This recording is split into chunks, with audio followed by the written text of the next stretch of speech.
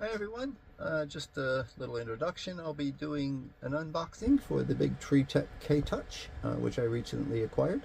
I'm just going to go through what's in the box, what it is, and the generalistics of it, and then setup, installation, configuration, and usage I'm going to do in the subsequent videos, because it's given me an opportunity to finally have a reason to redo my Pad 7 fresh with a faster SD card and kind of get rid of all the unnecessary configuration changes and little things that I've done with it, trying different things, prepping it for installation of the hermit crab, which I did in a previous unboxing, and a few other things which I'll probably also be covering in the nearby future that I've picked up for it over time. So here we go, let's get in.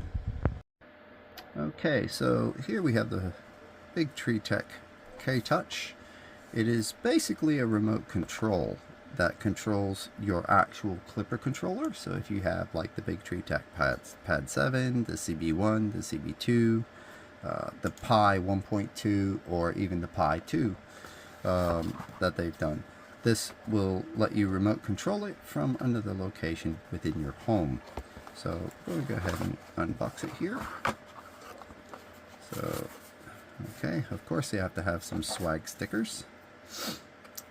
A simple user guide goes through basically what's in the box. So they have a charging dock, obviously the K-Touch itself, some little mounting brackets, magnetic charging dock, comes with a USB-C cable, some extra screws, and of course a ducky. You can't have something like this without a ducky. So this is the K-Touch itself.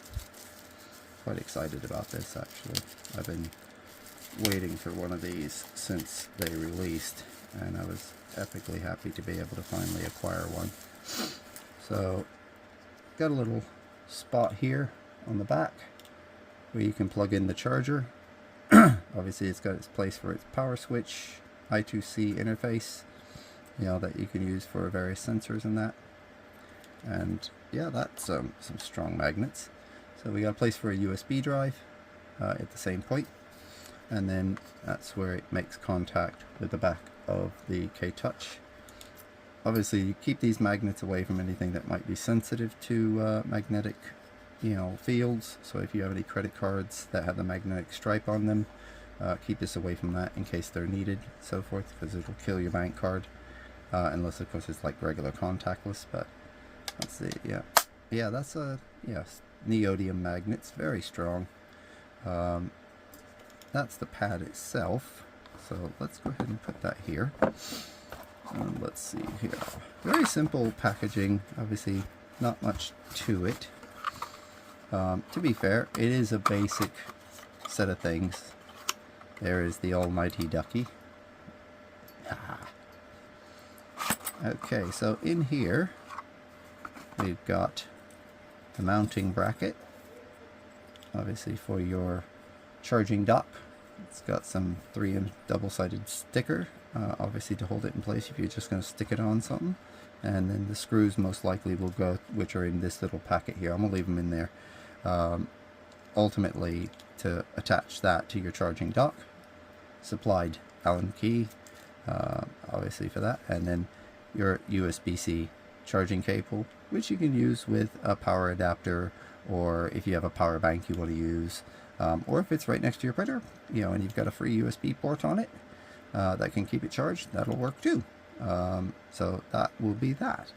Like I said, this is not a big video, obviously because I'm limited on time and some things going on at the moment, but I wanted to get this open, unboxed, and kind of start talking about a little bit. Now, the really appealing thing about these, and I'm just curious if it has a charge on it. Oh, and it has a switch where you can off battery or only off DC. That's nice. Okay, so if you flick it all the way over, you might end up thinking it's not charged when you were expecting battery. But there's our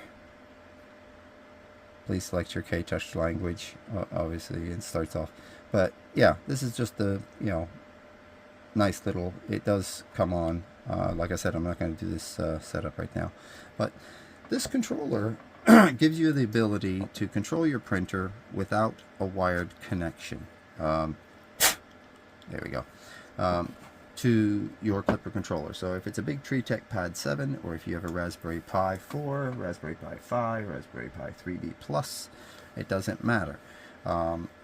Whatever you're using, as long as it's on your network, you could be using, like I have an old HP Streambook that runs Linux that I used originally to configure Klipper, test a few things out when I just had the board on. And you could even control that. Now you can also set up multiple printers. So if you have multiple printers running Klipper, obviously it can manage all of them in that regard. I think there is actually a limit, and I'll go into that with the setups. But another key feature, let's say you also own, instead of a bunch of Klipper printers, you also have Bamboo printers. This can be reflashed with a different firmware, the Panda firmware, and allow it to control your Bamboo Labs printer.